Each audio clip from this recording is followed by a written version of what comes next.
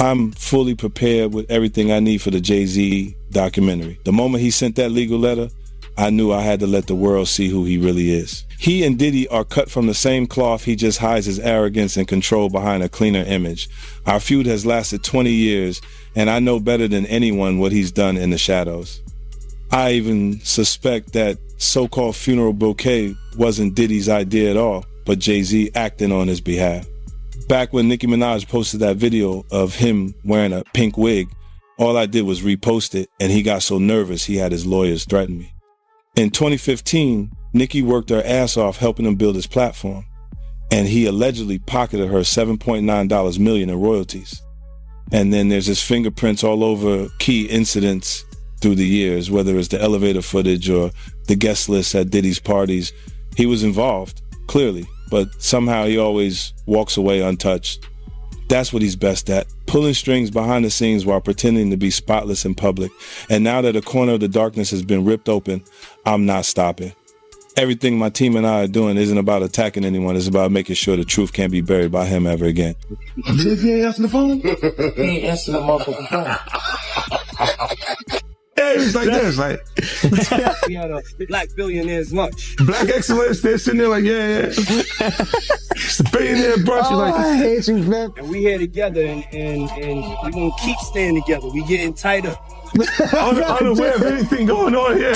This is the one time I'm gonna be with you this year. Yo, I feel like I'm normal again. Get me out of here. Jay-Z is now under escalating scrutiny as claims about alleged private exchanges with Diddy spill into the public conversation, igniting a surge of online reaction. The renewed attention has pushed him back into a harsh spotlight, reopening long-running speculation about his ties to Diddy and controversies many believed were long behind him.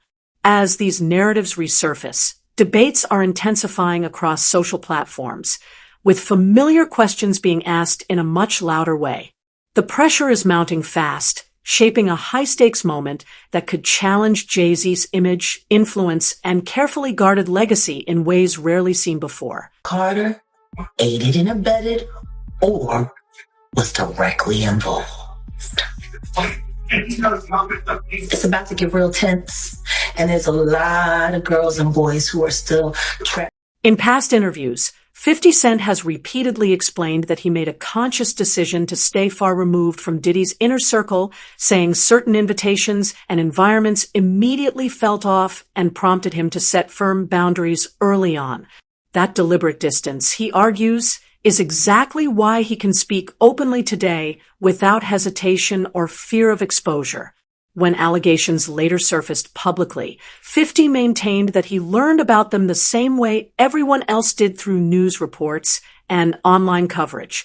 While the claims were serious, he stressed that they didn't shock him, instead reinforcing why he trusted his instincts years earlier and chose to keep his separation from that world intact. Wright explained that Jay-Z is worse than Diddy. She explained how Jay-Z has done worse things than what Diddy did to Cassie to other females.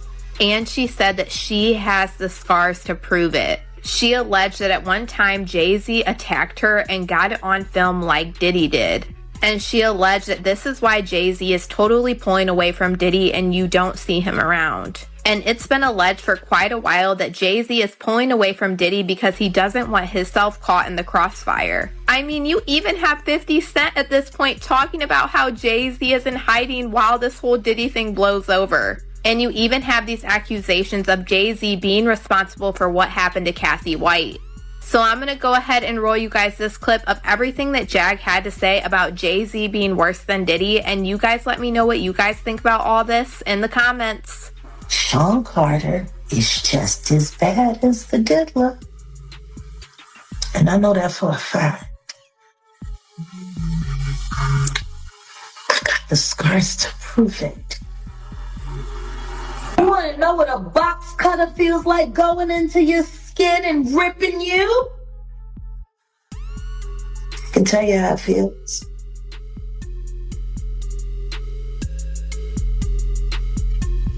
Y'all ain't seen shit yet. That Cassie shit, that's nothing. I'm saying Sean Carter remembers everything he did to me and he's got it on tape.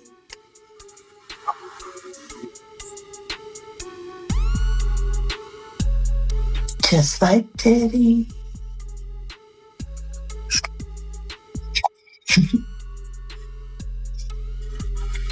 And they're going to be crazy. It's going to be the women that give him in the end. As the investigation expanded, the spotlight drifted steadily toward Jay-Z, with critics zeroing in on his silence as developments surrounding Diddy continued to escalate. That measured quiet only amplified public curiosity, sparking speculation that his team was quietly preparing for potential reputational impact and working to stay ahead of the narrative. Even without any formal action, the sense of fallout began to take shape. Social media accelerated everything, turning questions into momentum, amplifying assumptions, and transforming uncertainty into a fast-moving force that made the pressure feel immediate, relentless, and impossible to ignore. What Jay-Z's accuser is saying, that even though she dropped the lawsuit, she still stands by what she says, and she only dropped it because of harassment and the fact that she's terrified of Jay-Z. She says that Jay-Z is allegedly bullying her into saying that her accusations were false. In fact, in new legal documents, she is claiming that she was recently approached outside of her home and cornered by two people who told her they were investigators working for one of Jay-Z's lawyers. She claims they tried to get her to sign an affidavit stating that her claims against Jay-Z were false, but she refused. Jane Doe also claims the alleged investigators asked her if her attorney, Tony Busby, sought her out as a client and offered her money to pursue false claims against Jay-Z, two allegations she says she denied. He says this alleged confrontation left her intimidated and terrified, wondering how they found her when her identity had remained anonymous in media reports and legal proceedings. He also claims that her parents were approached by two investigators asking similar questions about Busby and her story. In the new documents, she reveals she decided to drop the claim because she was frightened by the reaction from Jay-Z and his supporters. She says she feared she would be publicly outed and subjected to public Industry insiders warned that even a single serious investigation could ripple far beyond Diddy himself, potentially affecting anyone perceived as closely connected to him, which is why many see 50 Cent's documentary as far more than a personal takedown. Rather than zeroing in on one individual, the project frames a wider examination of behind-the-scenes power, tracing how influence moved, who may have been aware of ongoing issues, and how accountability tends to widen once scrutiny begins. Observers have also questioned how Diddy remained insulated for so long, with speculation pointing to powerful alliances and carefully managed narratives that muted rumors as they circulated. As pressure intensified, unconfirmed reports suggested he may be engaging with authorities to reinforce his position, a possibility that, if true, could involve sharing broader information, and has sent fresh unease through an already tense industry. But the only thing I'm interested in him talking about is everything he knows about Kathy Coriana White. See, I know you know what happened to Corey. Diddy, I know that. You and Jay-Z down in Vegas at Tao with Claudia. Why don't you just talk about Kathy? That might help. That might help a lot.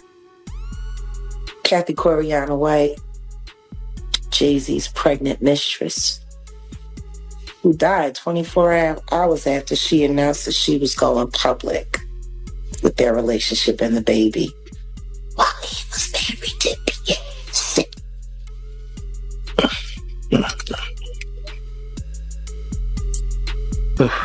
Was it an aneurysm, Diddy? Or are you the one who paid the same coroner that you...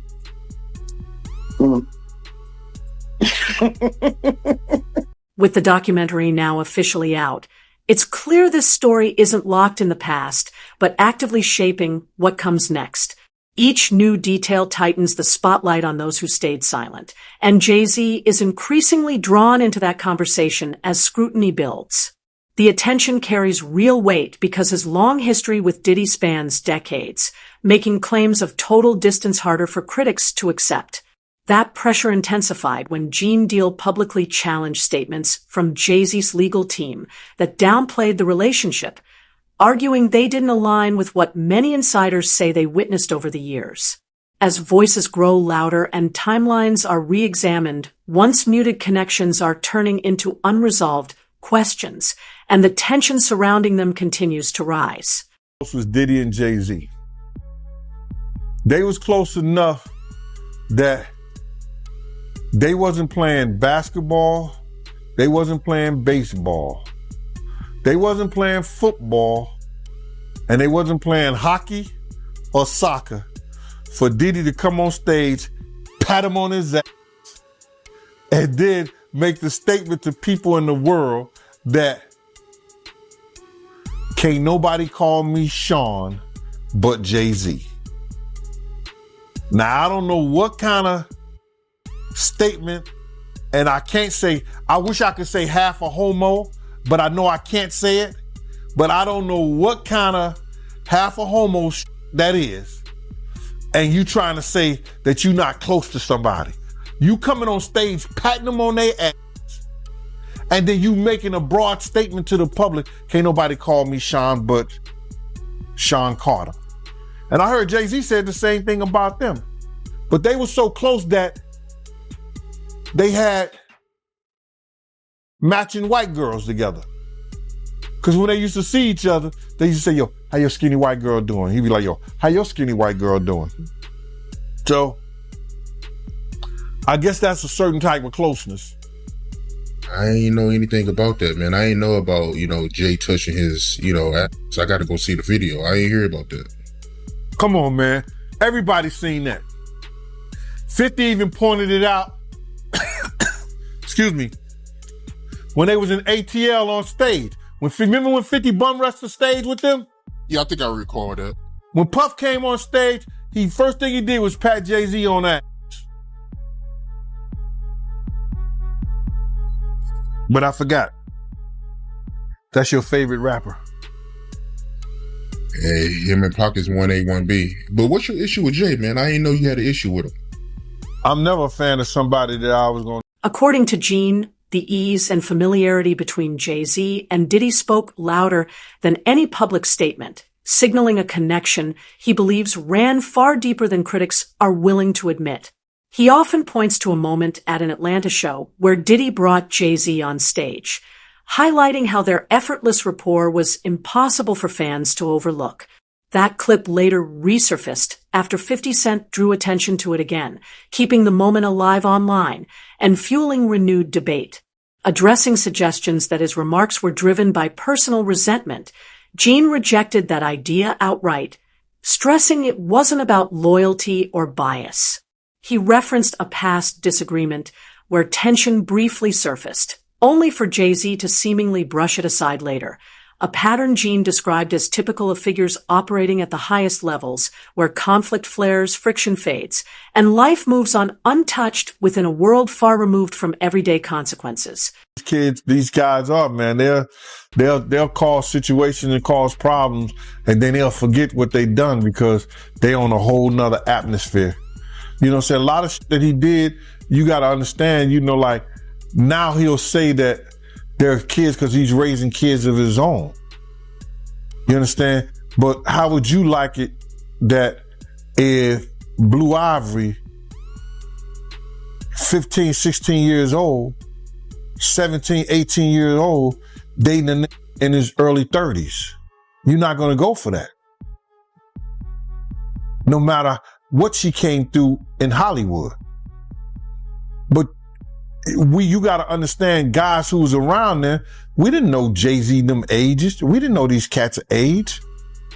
You know what I'm saying? They wasn't having no beards and nothing like that. They was wearing low cuts. You understand? Clean face. I would have never believed when Jay was coming around the block, scooping up the young girls and stuff like that he was 30 years old. You know, if they 17, 18, 16 years old and they 20, you thinking they 22, 23, something like that, 24 years old? They mom and them need to check them. They daddy and them need to check them. But that's not that far off.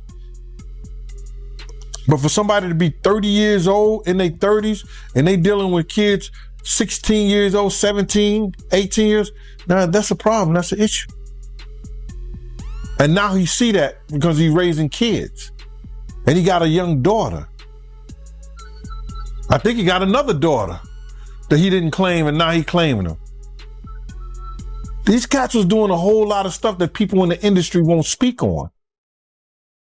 And then now that you're speaking on it and it's becoming where is that you can get on YouTube and you could talk about this shit and say what you seen or say what you heard, you understand, or what you know. Some people look at it being a problem. But these cats ain't street cats. Dame Dash, once considered Jay-Z's closest partner, recently weighed in on the serious claims surrounding him, stressing that what stood out most wasn't only the allegations themselves, but the sheer intensity of the public reaction. He noted that in all his years around the industry, he had never seen Jay-Z face scrutiny at this level, as decades of influence had positioned him as nearly untouchable, particularly within mainstream media. That long-standing perception, Dame suggested, now appears to be cracking, with layers of protection beginning to fracture, and Jay-Z subjected to a level of examination rarely applied to figures of his stature. To many observers, it serves as a stark reminder that when the spotlight sharpens, even the most powerful names can find themselves exposed to pressure they've never faced before. To see him in that, getting looked at in that way by white people, like Jay does, yeah, like I hope that shit didn't happen, but I'm like, damn, they turned the world real, like people on a certain level have been fucking with him a certain way where he couldn't do no wrong for like 25 years straight. This is the first time he's not getting a pass with white media, like he can control black media because a lot of them either work or do business with him, but Drink Champs can't get him out of this one, and neither can Charlemagne, because those are the guys that hold him down no matter what he does anyway. So he got to get to People Magazine and Entertainment Tonight right now because they on his head. But the question is why? Like, why now? Because for me, I'd be like, yo, that's so ridiculous. Yo, take that to trial. He's not going to win. Let's get a deposition or something. So I don't know why they on his head so much, pause. But I never seen him, under this, I never seen him in this position to have to explain himself. Pause. How you feel about the statement he came out with? I mean, I didn't hear him say anything. I heard a piece of, like I said, I'm doing an interview, so I talk. I thought it was long. For a statement, I thought it was long, pause. But, I think right now, his silence is the worst thing for him. If he is innocent, he needs to let people ask him questions, and he needs to be able to say his side of the story. What struck Dame Dash most was seeing Jay-Z in an unfamiliar position, guarded, reactive, and under sustained pressure, a posture rarely visible outside a handful of moments across his career. For decades, Jay-Z has largely avoided having to publicly explain himself, which makes the current level of scrutiny especially notable. At the same time, questions keep surfacing about why 50 Cent seems so intent on challenging him, with the Diddy connection alone, not fully explaining the tension. Tony Yeo offered deeper context, pointing out that friction between 50 and Jay-Z stretches back years, shaped by rivalry, competition, and fractured loyalty. Hip-hop has always thrived on clashes of ego and influence, but growth and reconciliation are possible, as seen when 50 recently shared the stage with Dr. Dre alongside Cameron, signaling that old issues can be set aside. Cameron has openly argued that Jay-Z prioritizes business over culture, a view Yeo echoed, noting Jay-Z's frequent presence at elite corporate gatherings while often being absent from hip-hop moments that carry real weight for artists like 50, an imbalance that continues to fuel questions about priorities, alignment, and where true loyalty lies. Like, I don't think I would have said that he didn't know Puff at all or wasn't his friend. I thought that was a little extreme. I thought that was the wrong choice of words. I think that's going to trigger a lot of backlash. But the thing is, I never seen him get backlash at all.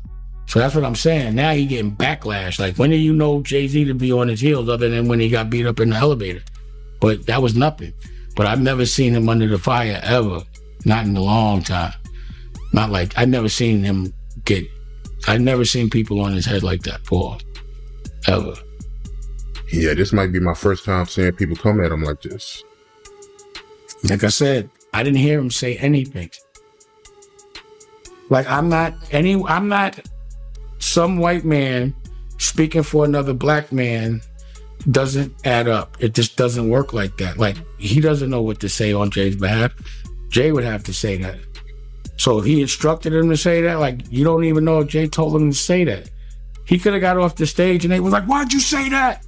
He was like, I had to. You know, like, he probably said it because homeboy wouldn't. You know what I'm saying? So who knows?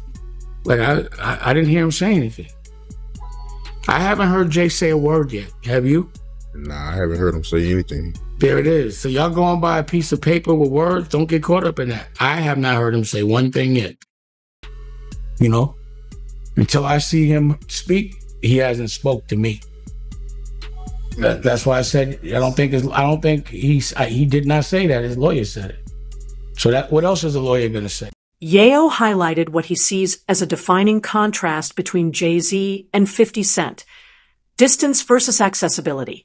He explained that while Jay-Z operates at the highest levels of influence, he keeps a noticeable separation, whereas 50, despite holding comparable power, stays visible, engaged, and loyal to the people who helped fuel his rise.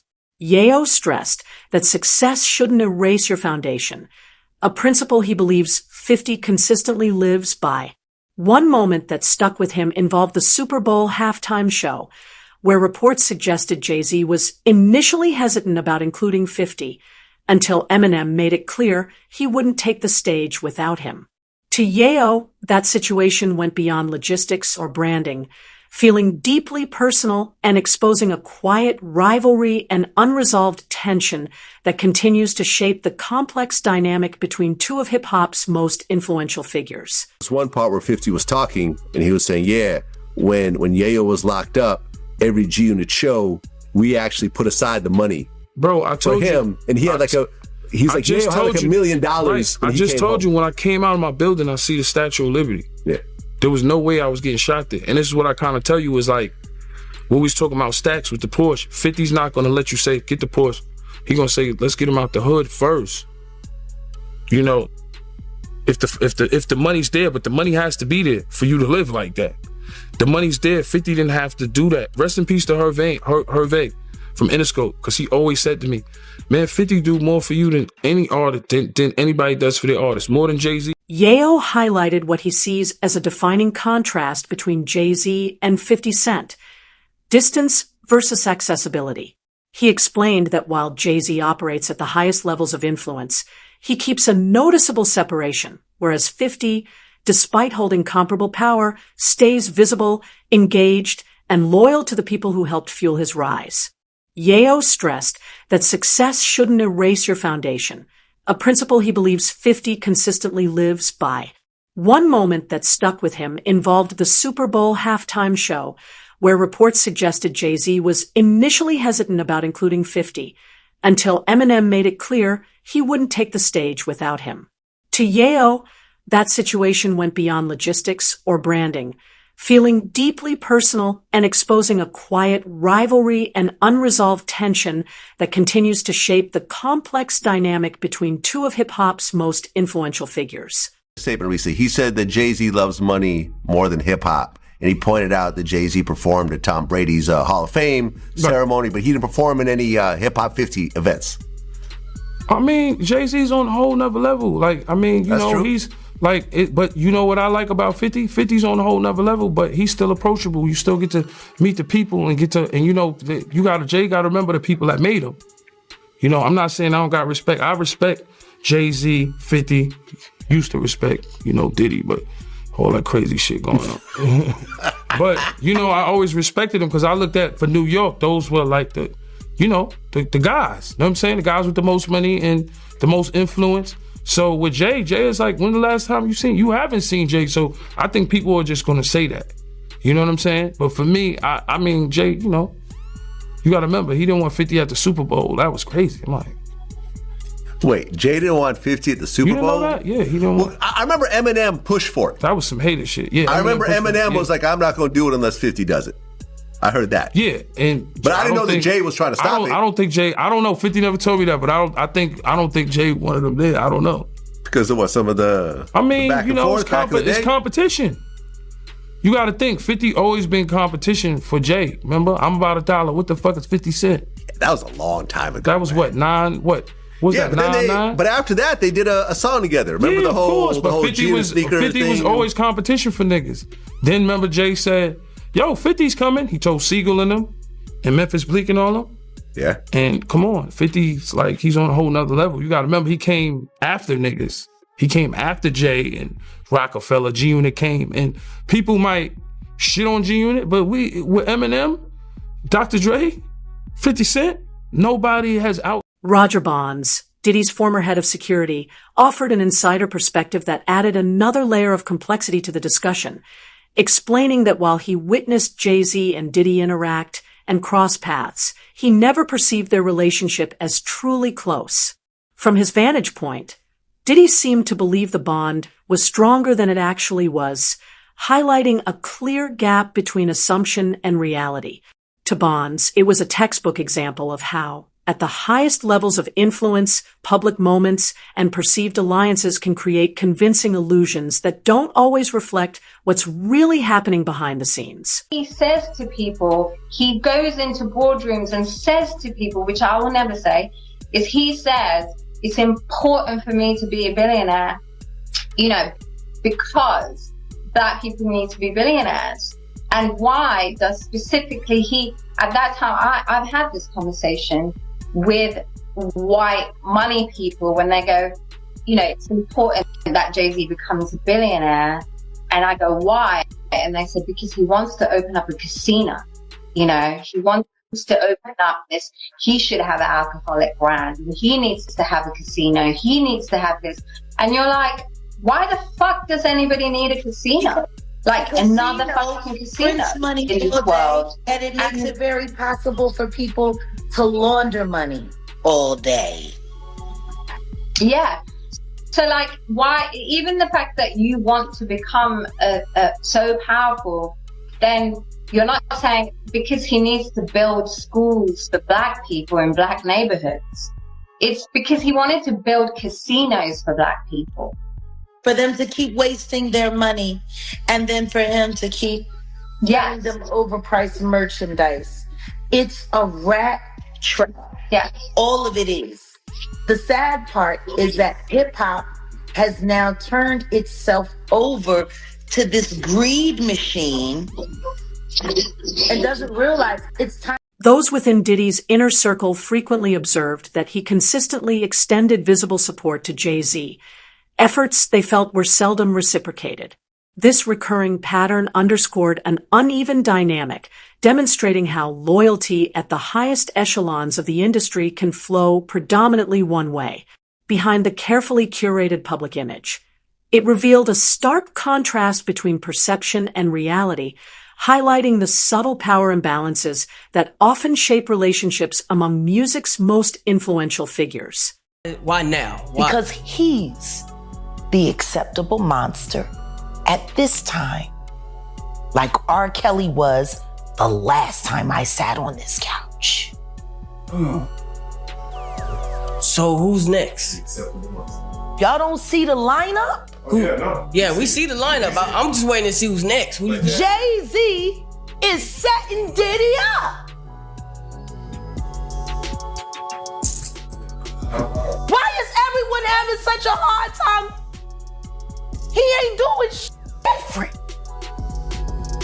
He lined up D. Haven, stole his life and identity. He lined up Big L, stole his life and identity.